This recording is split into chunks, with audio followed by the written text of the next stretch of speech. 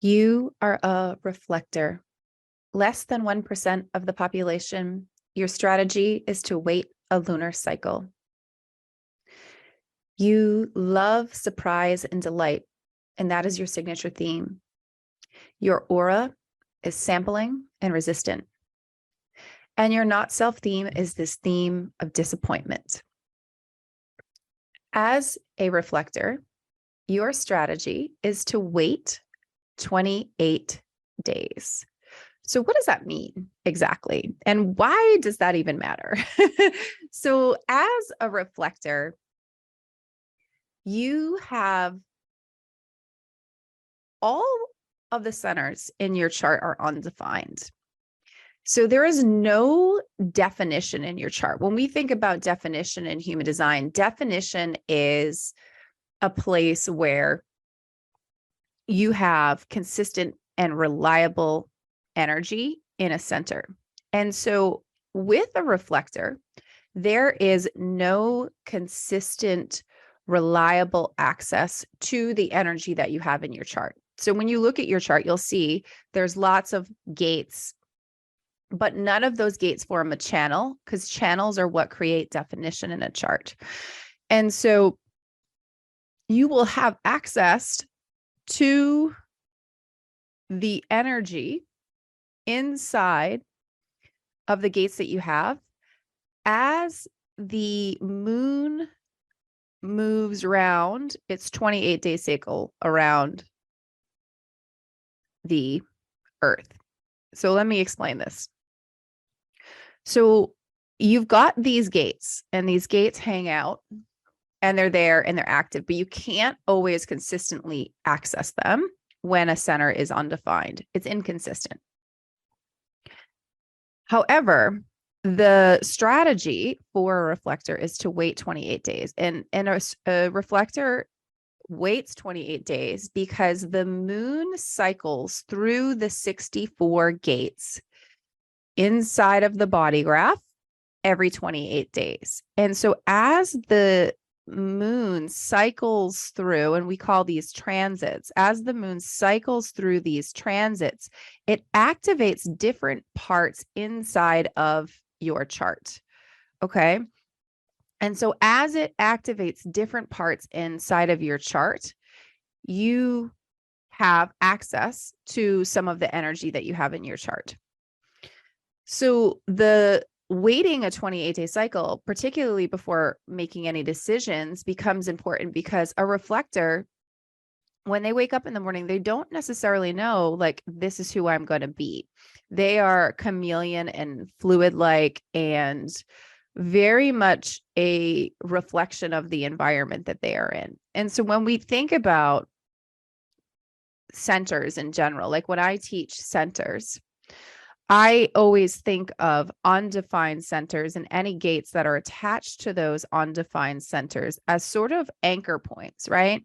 And when we go through the centers later on in the podcast feed, you'll hear me talk about undefined centers versus open centers. And as a reflector, you might have some open centers, which are centers with no gates attached to them. But the vast majority will often be undefined centers where you will have a gate there. And that gate is, because it's an undefined center, you don't necessarily have consistent access to that energy there. But what happens is an undefined center mechanically takes in all of the energy from the defined center people and amplifies it. So when we think about that, you as a reflector, you're constantly taking in everybody else's energy and amplifying it. And so there is the opportunity there to have a lot of conditioning as a reflector. And so I always encourage reflectors to really get to know the gates that they have in their chart. Those gates will provide anchor points as to which energy is actually theirs and which is not, so that they can release that energy. And part of why I explain this here as we're talking about strategy is because reflectors are here to wait 28 days, and then they just simply arrive at their decision one day. And part of the reason why that works is because the moon goes through the 64 gates and activates different parts in the chart via the transits for a reflector. And then that is one day they wake up and they're like, I've decided. Because that energy is activating the transits, the moon transit is activating all of these different gates, and it's oscillating through these 64 gates in 28 days. And it may seem like to an outsider that you as a reflector like seemingly pulled your answer or your decision out of thin air. But the reality is it's as a result of going through all of the transits to help you make sense of what you want to do. So when we think about the other parts of reflector strategy, I cannot stress to you enough that environment for reflectors is key. If a reflector is in the wrong environment, they will be unhealthy. They will not be making the right decisions. They will not be around the right people. So environment is key. And I have found from my experience in working with reflectors that having an environment for work, having an environment for home, having a dedicated place where they can work, right, can be a really key thing for reflectors. So of course, honor your strategy and authority and experiment with it. However, I have seen that when there's this kind of crossing of lines of things, reflectors tend to struggle in terms of like what they're doing when. So when we think about environment for reflectors, and as the name suggests, they mirror back their environment to the people that they are around. And so understanding that they are a reflection of the health of the place that they are in becomes really important for a reflector to start to tune into. And so when they think about their signature theme is this theme of excitement. And it's this theme of excitement because reflectors see the highs and lows of humanity. So they have an aura that's sort of naturally resistant to letting the other people in, but it samples. So it kind of samples and says, oh, is this person like, is this person living up to their highest potential? No. Okay. Is this person ready to see if step on the path to living their highest potential? No. Okay. Let's move on. But this place of excitement comes because they see all the really high highs and all the really, really low lows of what it means to be human. And so they get so excited when humans surprise them and invite them when they didn't expect to be invited, or do something. I always think of it, the technical human design term is excitement, but I always think of like surprise and delight. I really believe that that's a great way to explain the reflector strategy. So when we think about that, the reflector gets excited. That's how they know that they're aligned. That's how they know they're in the right community. And they're really here to see the potential in others. So getting them to sample the aura of others and then help that person reflect back through reflecting back, right? Because they are a reflector, because they are a mirror, they reflect back the true potential of others to people who are ready to see it. And because of the fact that they have 9 open centers, it is really, really important for them to spend time in nature, because they go out in nature and they sort of have this oneness with nature. They have this sort of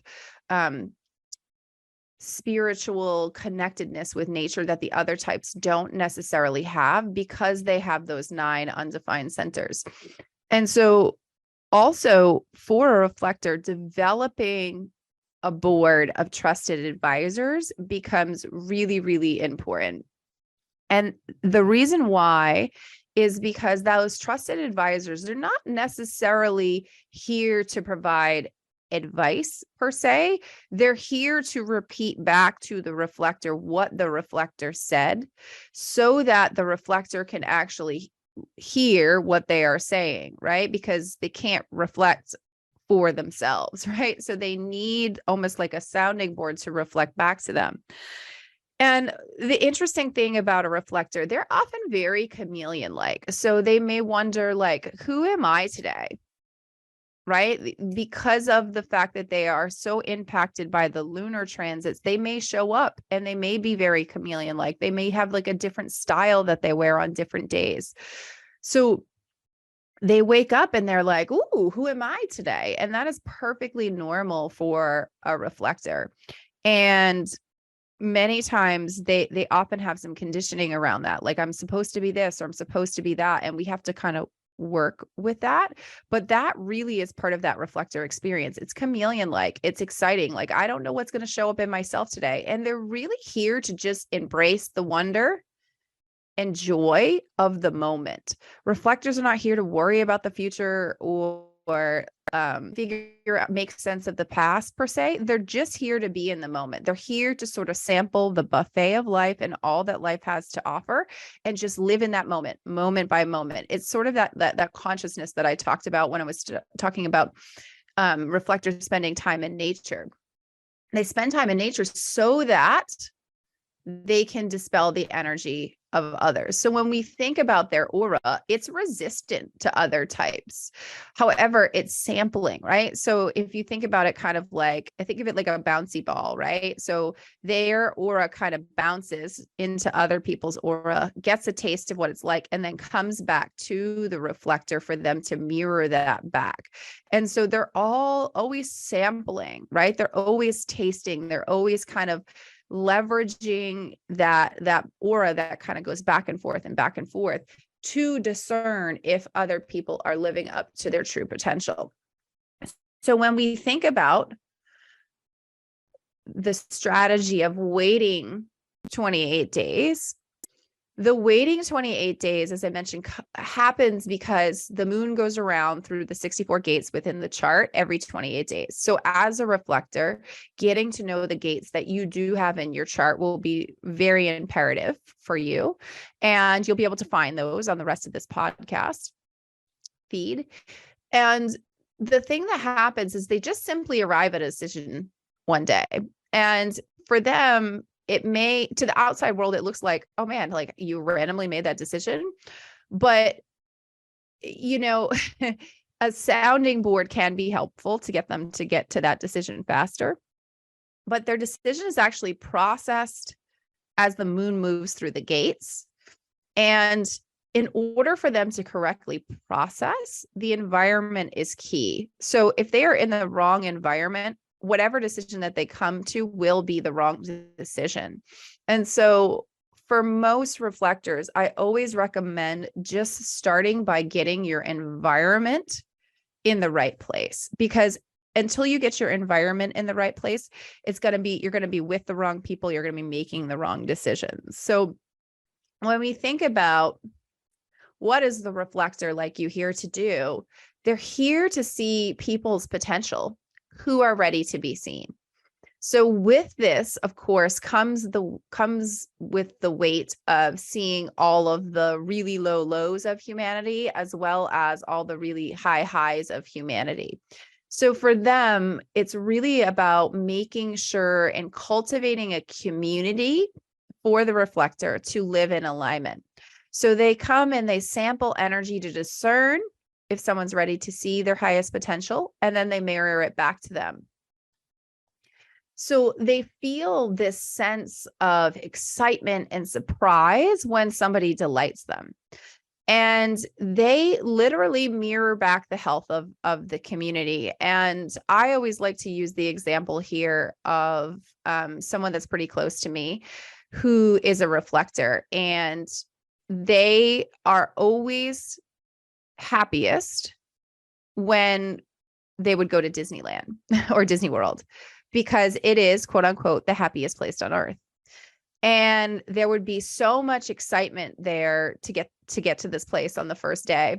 And then once they actually kind of got immersed in the environment of Disney World, their entire mood would change, because the reality of being on vacation and waiting in lines and all of these things would set in, and she would reflect back that to everyone around her. But the idea of going to Disney World was like, this is the happiest place on earth. And I use that example there because I think, you know, the health of the community is the health of the reflector. And I know that that sounds a bit extreme, but I have seen it over and over and over again, because reflectors are here to see the truth in people. They're here to mirror back and show people who they really are. And with that, you're going to find people who are out of alignment, who aren't living up to their potential, who are just not healthy and not well. And that is a heavy thing to carry. And so I always think of the reflector sort of as an old soul or a wise sage because of this, because they sample so much of humanity and they see the depth and the width and the highest highs and the lowest lows and all of the different peoples whose aura they sample. You know, they really have a lot of knowledge. And for them, really curating that trusted board of advisors is helpful to support them. And they can't be very chameleon-like, right? They can be very chameleon-like because they change with the moon, because they change with the environment. And so I always recommend that as a reflector, you spend time in nature, even if it's 5 minutes sitting under a tree, because of all of that undefined centers in your chart. You have to spend time daily dispelling the energy of others. And maybe it's 3 minutes doing a dance party. Maybe it's 5 minutes reading a book out in nature. Maybe it's a daily morning walk and a daily end of day walk. But that time in nature helps you kind of create that oneness with the environment around you. And it also allows you to sort of dispel the energy of others. So when we think about the reflector and the not self mind of the reflector, these are people who are often heavily conditioned in many of their centers because they are not defined. So conditioning isn't good or bad, but it can be bad and it can be good, right? So inherently conditioning isn't good. Conditioning can allow someone like a reflector to be able to do a whole bunch of stuff and have a whole bunch of energy that they might not normally have. But the conditioning becomes bad when we don't dispel it from our bodies and it becomes part of how we normally operate rather than leveraging this for a period of time and then moving on. And so when we think about that heavy conditioning that exists in the not self mind of the reflector, it is important for them to become keenly aware of when they are in that not self and where they are being conditioned. This not self can run rampant in a reflector because they're conditioned in their relationships, they're conditioned in their environment. The moon is conditioning them. They are probably conditioning themselves in some way. And of course, there's all the societal condition as well. So understanding the gates, again, becomes really, really key. So they can, as a result, they can appear to the outside world as unstable people because they can swing wildly from polarity to polarity in the centers. They can feel overwhelmed, frustrated, disappointed, fearful, worthless. They don't know who they are. They don't know where they belong. They don't necessarily have a direction. And so that can be really hard for them. And it can be really hard to manage that, right? And it can be really hard to get others to understand that you are a chameleon. You're not here to have a set way in which you operate. And so when we think about the mechanics of a reflector, they are taking in and amplifying everything that is happening around them. And so it can be an incredibly intense experience, particularly if you think about the relationship between parents and a reflector, or when you send a reflector into a classroom with 30 other kids where they're likely the only person who has 9 undefined centers. So it can be an incredibly intense experience to be a reflector. And reflectors can often feel invisible. They can not be included. They can not be seen. They cannot be asked their opinion. And that is because they're just reflecting back to everyone who they are, right? And where they're at. And so there's this sort of invisibleness that comes along with that. And when we think about reflector disappointment, they are here to see the really, really high highs of humanity and are disappointed when other people don't fulfill their potential. So a reflector samples the aura of the other and is like, oh, you'd be great at X. Here's your destiny. And they reflect that back. And the person doesn't take action, or the person doesn't do anything. They're just like, meh, okay. And so that can bring about a great sense of sadness and disappointment for a reflector. And so when we think about how that reflector works, it's literally a mirror. They're a mirror of their community. And when I say community, that could be family, classroom, friendships, business, environment, right? Anything that's around them, they reflect that back. So when we say community, I use that word loosely, like with air quotes. And so reflectors can become really unhealthy in an incorrect environment. So when we think about this, disappointment can come for reflectors because they don't know who they are. They really struggle to figure that out. And they can be very disappointed in people because they aren't fulfilling their potential. And then they become disappointed in people because they fail to take action. It's like, I just showed you this wonderful potential that you have and you aren't moving forward. Right? Or I just showed you, you aren't here doing the right thing. And now it's I just showed you, this is what you're capable of.